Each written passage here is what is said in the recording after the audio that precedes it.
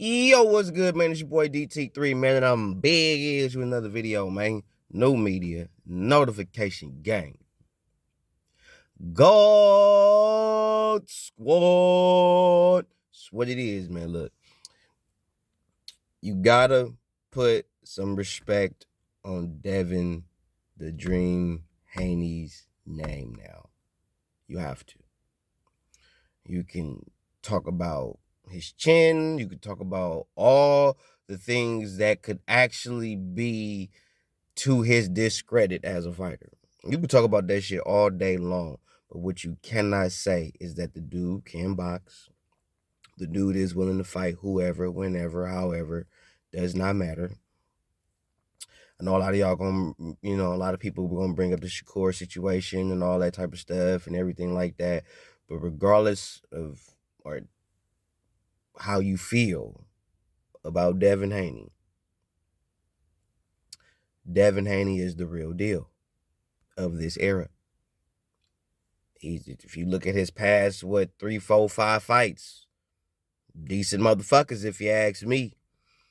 You know what I'm saying? Nigga just won undisputed at 35, vacated the belts. Now he fighting at 140. I told y'all that that's what motherfuckers was gonna do.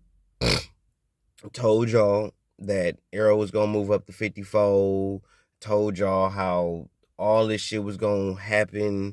Told y'all how Devin was gonna vacate the belts at 35, fight at 140 to make room for Shakur Stevenson at 35. You know what I'm saying? Ryan Garcia, Tank Davis really ain't finna stay at no 35. Ryan Garcia for sure not staying at 35. Ryan Garcia is a 140-pound fighter. Okay? Tank Davis ain't disciplined enough to maintain the weight at 35. So I promise you, he probably gonna do some shit at 140, because that's where a lot of the names is at. And I starting to believe, looking at the trajectory of the sport of boxing, 140 is finna be the new big name division. Just like how we was talking about 47 when we had the Sean Porters, the Errol Spence, the Terrence Crawfords, the Keith Thurmans, the Danny Garcias, when we was talking about those particular individuals. And I think that the 140 division is going to have the Devin Haneys, the Teofimo Lopez's, the Ryan Garcias, the Tank Davises, the Regis Prograis, Josh Taylor's, Jose Ramirez's. You know what I'm saying? Even though they might be trying to move up to 47, but I'm saying as of right now, for what we do know, as of right now, factually, 140 is looking like it's about to be that division in the coming years, next 2 to 3 years, maybe more, based on where these guys at in the sport of boxing. 140 looking like it's about to be it. But Devin Haney, you gotta put some respect on Brett name. You gotta put some respect on Brett name. You gotta stop talking shit and hating on Devin, having something bad to say about Devin, because I've tried to find something negative that I could actually say about Devin for real. I can't, bro. If I was to say something bad about Devin, I'd be literally hating. I'd be hating on it. I'd be literally hating on it.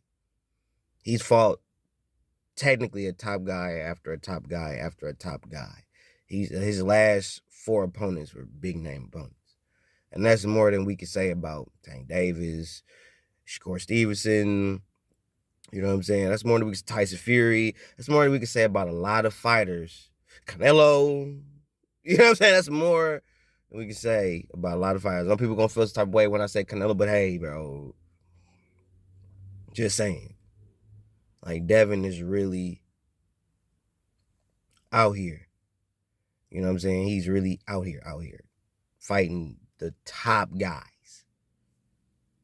Top guys, bro. Not the B class. He's fighting A-lister, S class.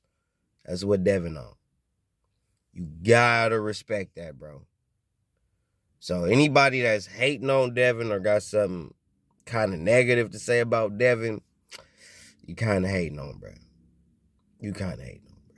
I know I said in his last fight against Vasily Lomachenko, I didn't believe he beat Loma and all that shit, but he still got the dub. He still defended his belts. He did what he had to do, and he still got the dub. Regardless of what I saw, he still got the dub. And even after I watched it again with no sound on, I said that based on that analysis and that assessment, I felt he won the fight just based on watching the fight with no sound, no nothing, just watching the fight, looking at it, scoring it round by round. I scored that he won the fight when I saw it that way. When I watched it with sound, all the shit, commentators, I picked him to lose the fight against Loma. But when I watched it, no sound, no commentators, no nothing, and I scored it like that, I scored it Devin Haney winning the fight. But Devin deserves all the flowers that he's going to get. And I told y'all, for Regis Prograis to beat Devin Haney, he has to be first. He cannot be second. He cannot be second, and he can't even really, no, he could be last. He has to be first or last. He has to be the first thing the judges see doing something or the last thing the judges see doing something. He wasn't in that. He was the shorter, his reach was the shortest out of the two, which was, why was you trying to outbox Devin? That was dumb. You shouldn't have been doing that. He got longer reach than you. He'll box your fucking ears off. Why wasn't he trying to close the distance? Why wasn't he trying to go to the body more? Like, Regis, there were a lot of, like, you made Devin look right in the fight, Regis. You made Devin look like he knew that all you had was strength and punching power. And your skills was only going to get you so far because you don't have enough of them. And that's what I saw. You didn't have the skill to cut the ring off, to trap him, to make him go backwards and trap him going backwards and go to the body, set your shots up on him. That's what I saw, Regis. You had to be first, bro. You had to be first. Excuse me. That was the number one thing. If you're going to beat Devin, you have to be first. You got to throw first or you got to throw last. Okay? For those who don't understand when the analogy that I'm giving you, meaning you have to be the first person to throw a jab or a lead right or a lead left or a lead hook.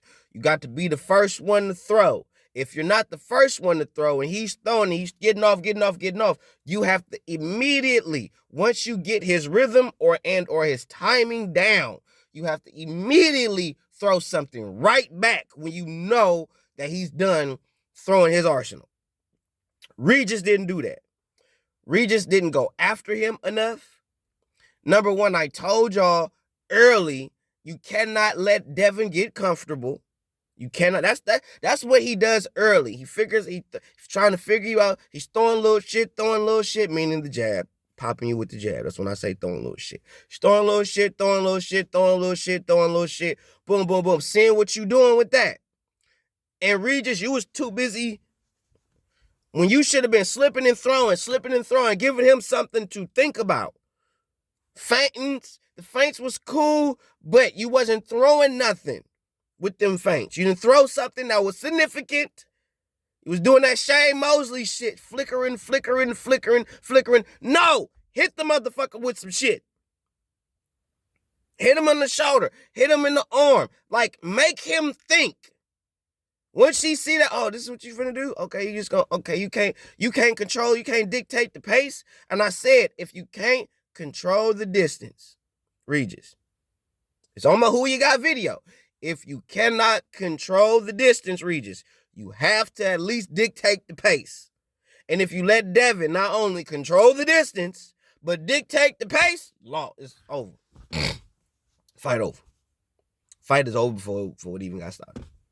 So what Regis didn't do was he didn't dictate the pace, and he damn sure didn't control the range. So once you realize you cannot control the range, then now you have to dictate the pace. How we finna go at this motherfucker.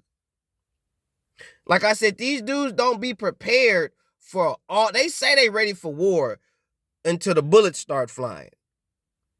That's what I've noticed. We all see these dudes take pictures, hella yoked and ripped up, talking about I'm war ready, yeah, until the bullets start flying. Till you start seeing RPGs and shit and limbs falling the fuck off. Now all of a sudden, you ain't so prepared for this situation. Now, are you?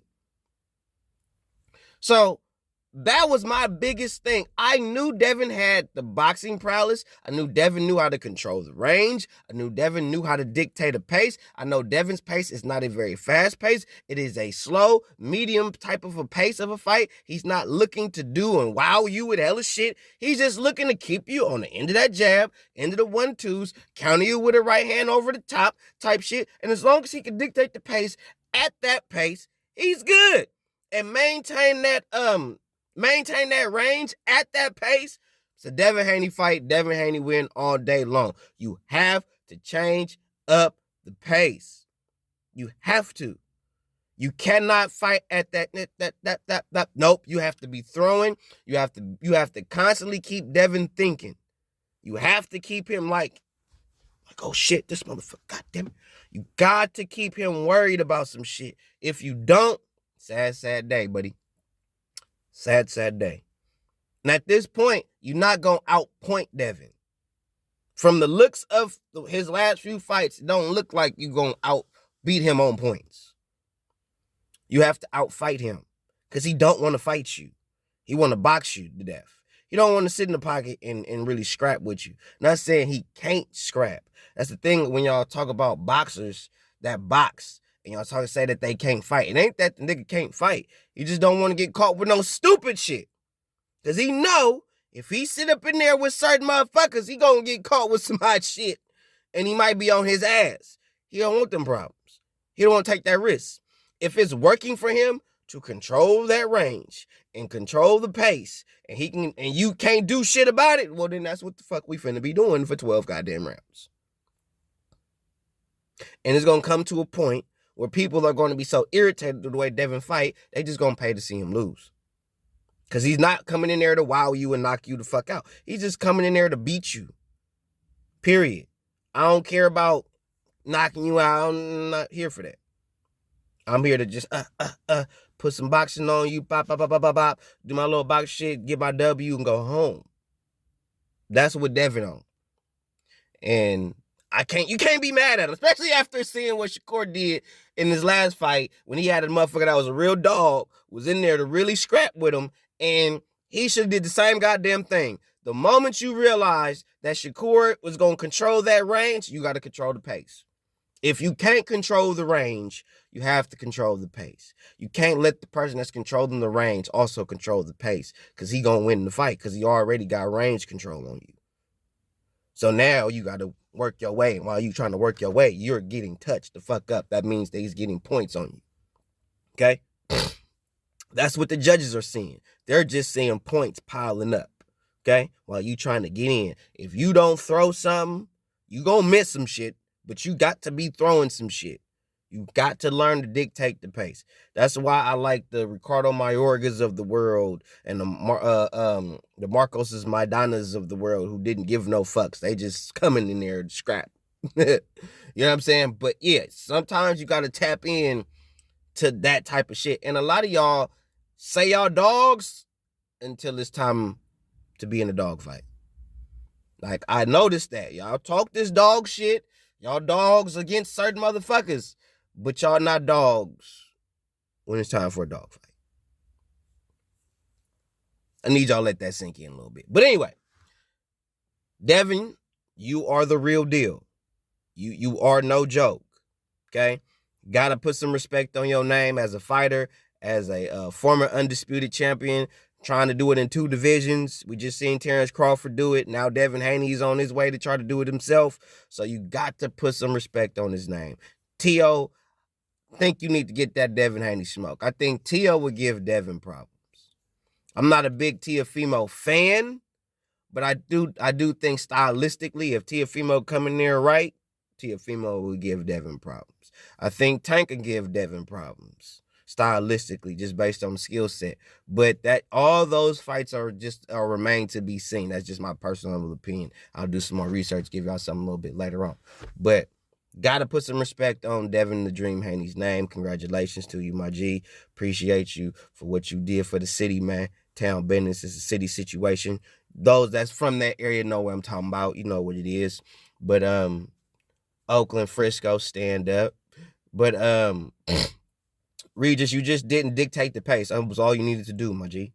was just dictate the pace. Once you saw that Devin was controlling the range, you should have instantly said, okay, I can't beat this dude. I can't outbox this dude. So the best thing for me to do is just go at this dude and really scrap with this dude. I'm not saying that you didn't have spurts and moments where you did that. I'm saying you should have been doing that a lot sooner. A lot sooner, especially being the champion and the dude is coming up in weight fighting you as a challenger.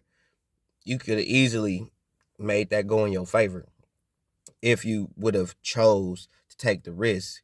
But at the same time, getting knocked down like that, you probably had to think, you probably thought about that about 3 or 4 times. So can't knock you if that's what you was worried about. But at the same time, bro, like I said, man, everybody a dog till they in a dog fight. One.